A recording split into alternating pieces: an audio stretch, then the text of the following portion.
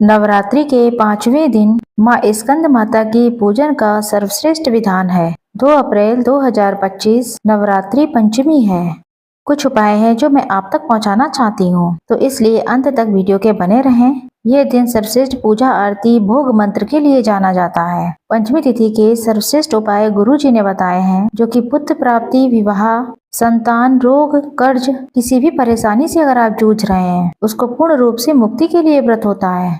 माता सुंदर स्वरूप में घर घर विराजी हैं। अगर आपने घर पर भी माता की मूर्ति या प्रतिमा को स्थापित नहीं किया है, फिर भी आप सरलतम तरीके से ये पूजा कर सकते हैं। क्या करना है, कैसे करना है, ध्यान से सुने। माता जो है अपने गोद में स्कंद स्वरूप अर्थात कार्तिकेय भगवान को गोद में बैठाए हुए हैं। ये माता सुख सौभाग्य की जननी कही जाती हैं। तो कमेंट में जय माता दी जरूर लिख दीजिएगा।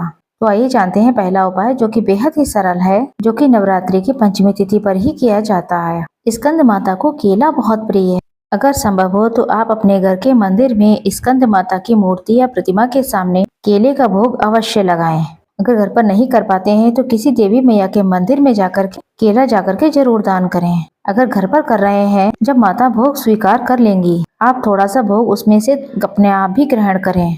और बाकी के केले जो हैं, आप जो है किसी कन्या को जो कि 9 वर्ष से छोटी हो, उसे दान कर दें तो नवरात्रि का पूर्ण फल प्राप्त होता है। ये कार्य आपको पहले करना है, श्रेष्ठ फलों की प्राप्ति होगी। माता पीले और श्वेत वस्त्रों को धारण करती हैं, तो आप कोशिश करें पीले या सफेद रंग के ही कपड़े चयन करें। सुंदर स्वरूप में माता भगवती का पूजन करें। अब जो एक और गुरु जी का उपाय है वो साझा कर रहे हैं, ध्यान से सुनिएगा। इस उपाय को आप सुख स्वरूप, धन संपदा, विवाह में आ रही बाधाओं के सबको सही करने के लिए इस उपाय को आप अवश्य करें। ये उपाय सबसे श्रेष्ठ माना जाता है। नीम का वृक्ष वैसे ही अपने आप में बहुत उत्तम है और नवरात्रि में तो इसका विशेष महत्व होता है। उस पेड़ के नीचे इस उपाय को किया जाएगा। उससे पहले आपको बनाने होंगे 2 स्वास्तिक। सबसे पहले एक कटोरी लीजिए, उसमें हल्दी घोल लीजिए और हल्दी घोलनी है आपको गंगा जल से, और दूसरी कटोरी में कुमकुम रख लें। गंगा जल हो या फिर घर के मटके का पानी हो, ताकि पितरों का भी आशीर्वाद मिल सके। अब यहाँ पर आप सभी को आम का पत्ता लेना है या फिर पान का पत्ता। जिस तरीके से आपने एक कुमकुम की कटोरी और एक हल्दी की कटोरी ली है, वैसे ही 2 कटोरी और ले लीजिए। उसमें थोड़े चावल मिला लीजिए कुमकुम से और थोड़े हल्दी से। अब आपके पास जो आम का पत्ता है उसमें आप स्वास्तिक बनाएं। हल्दी और कुमकुम का स्वास्तिक होना चाहिए। 2 स्वास्तिक सबसे पहले बनाए जाते हैं। जो हल्दी वाला स्वास्तिक बनाया है उसके ऊपर आप कुमकुम वाले चावल रख दीजिएगा। जैसा कि मैंने आपको पहले बताया है, थोड़े से चावल कुमकुम में सान लेने हैं और जहाँ पर कुमकुम से आपने स्वास्तिक बनाया है उस पे हल्दी वाला चावल।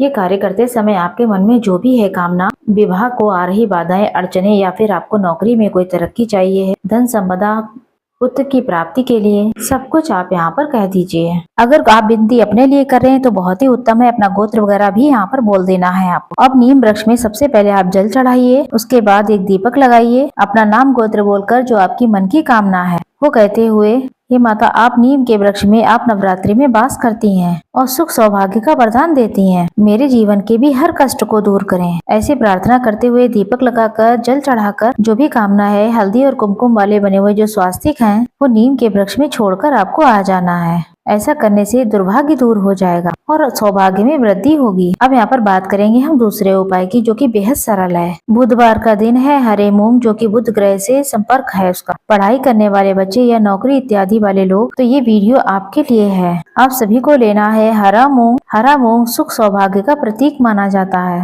आप सभी जानते हैं गणपति गजानन का दिन है। माता सबको रिद्धि सिद्धि देने वाली हैं। आप कोशिश करें घर के मंदिर में ही आप अपना नाम गोत्र बोलकर जो भी आपको समस्या है, आंख बंद करके सिद्धि विनायक गणेश जी का ध्यान करें। नवरात्रि के इस मौके पर दूसरा उपाय ये बहुत ही ज्यादा सरल है। सिद्धि विनायक का नाम लेते हुए सबसे पहले शिवलिंग पर जल चढ़ाएं। बुधवार का दिन भगवान गणेश का है। जो भी आपको प्रतियोगिता परीक्षाओं के लिए तैयारी करनी है, या आपका ट्रांसफर वगैरह है, या कोई कर्जा मुक्ति होनी है, विवाह या पुत्र की प्राप्ति की इच्छा है, जो यहाँ पर शिवलिंग में गणेश जी का स्थान है वहाँ पर शहद का लेपन करना है आपको और सिद्धि विनायक श्री गणेश जी की जय बोलते जाइए। वहाँ पर एक आपको आवश्यक रूप से दूर्वा चढ़ानी है।